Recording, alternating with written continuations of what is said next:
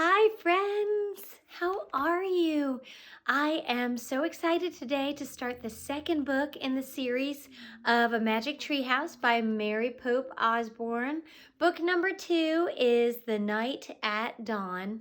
I'm in a little bit of a new spot here today. Parker was upstairs watching a show, and I just figured, you know what? I can be flexible. I can make any spot in my house a cozy spot for reading a book. So I found a cozy chair, I've got a blanket nearby if I need it, and I am ready to go. So happy to be able to read this to you today.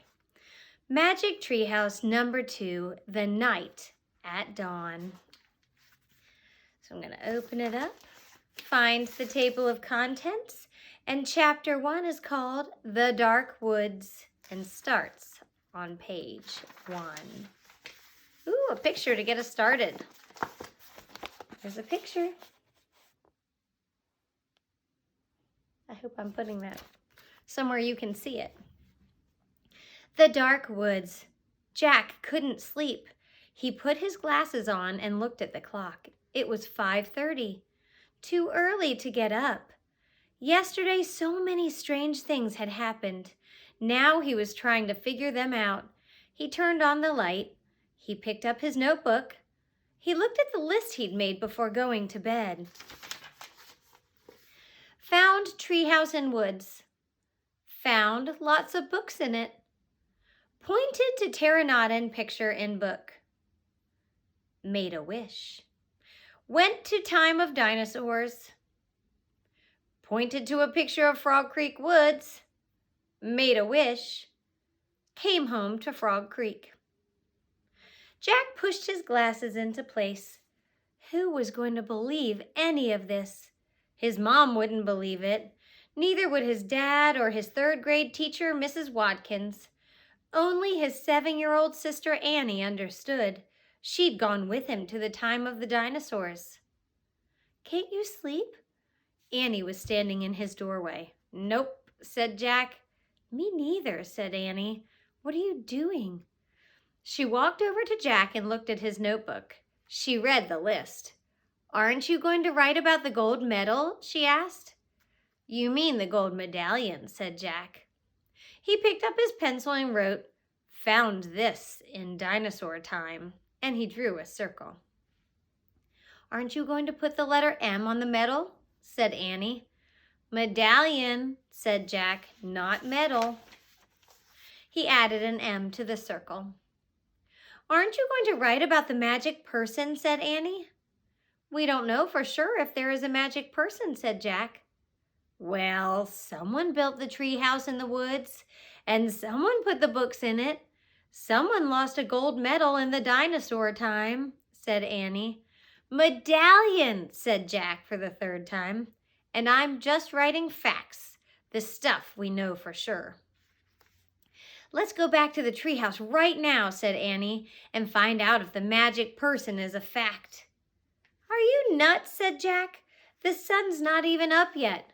"Come on," said Annie. "Maybe we can catch them sleeping." "I don't think we should go there," said Jack. He was worried. What if the magic person was mean?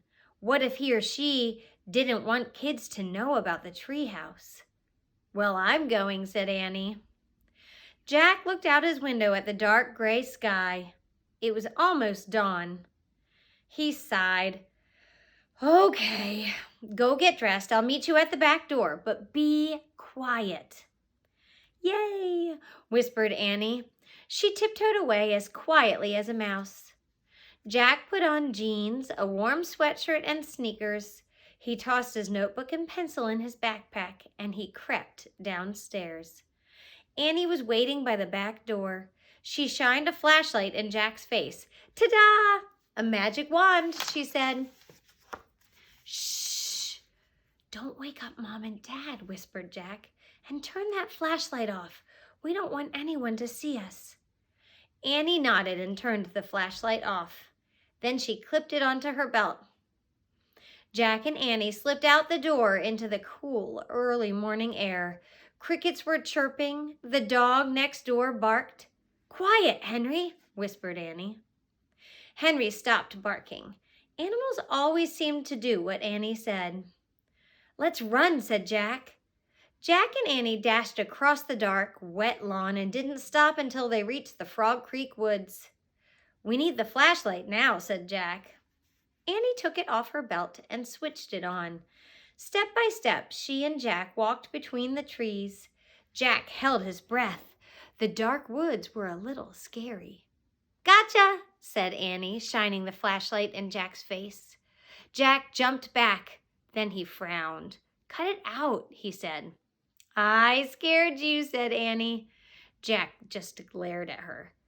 "Stop pretending," he whispered. "This is serious." Okay. Annie shined her flashlight into the tops of the trees. "Now what are you doing?" said Jack. "Looking for the treehouse." The light stopped moving. The mysterious treehouse sat high in the branches of the tallest tree in the woods. Annie shined her light down the long rope ladder. "I'm going up," she said. Still holding the flashlight, she began to climb. "Wait," Jack called. "What if someone is in the treehouse? Annie, come back!" But Annie was gone. The light had disappeared, and Jack was alone in the dark. I am just saying, I know you guys already know this, but this is not something in real life that you would really be doing. You would never leave the house without telling your parents or asking their permission. Right? Right. Chapter 2, Leaving Again. "Annie!" Jack shouted. "No one's here," she shouted back. Jack thought about going home. Then he thought about all the books in the treehouse. He started up the ladder. When he was almost at the top, he saw light in the distant sky. Dawn was starting to break. Jack crawled through a hole in the treehouse floor and took off his backpack. Annie shined her flashlight on the books scattered about the floor. "They're still here," she said. Annie shined the light on the dinosaur book. It was the book that had taken them to the time of the dinosaurs.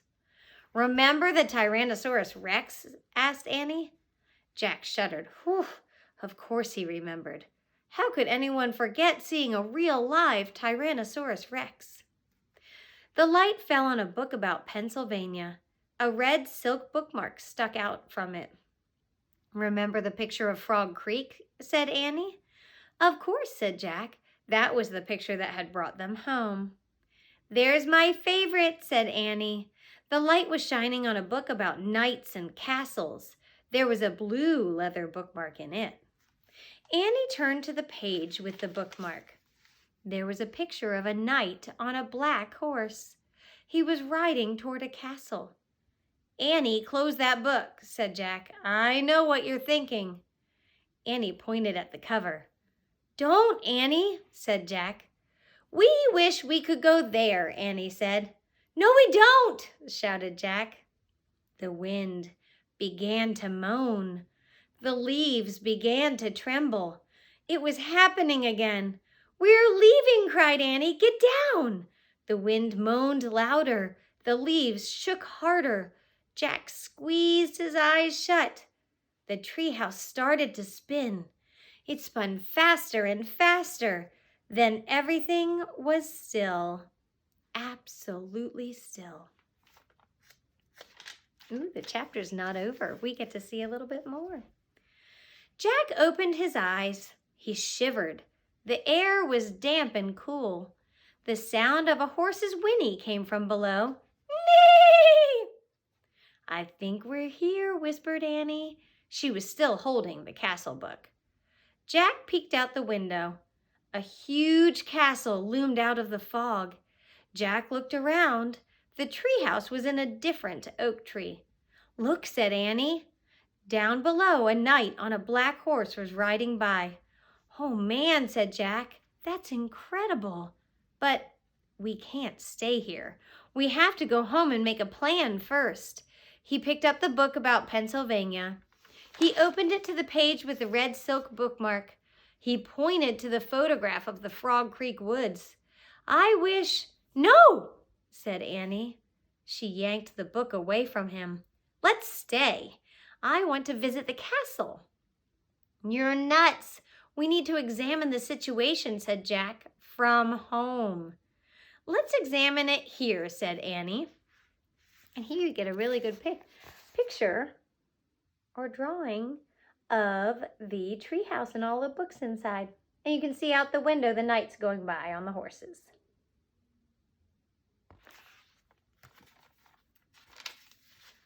Come on, Annie. Jack held out his hand. Give it. Oh, sorry. Annie gave Jack the book. Okay, you can go home.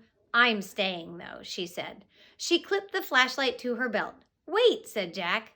I'm going to take a peek. Just a teeny peek, she said, and she scooted down the ladder. Jack groaned. Okay, Annie won. He couldn't leave without her. Besides, he sort of wanted to take a peek himself. Jack put down the book about Pennsylvania. He dropped the castle book into his pack.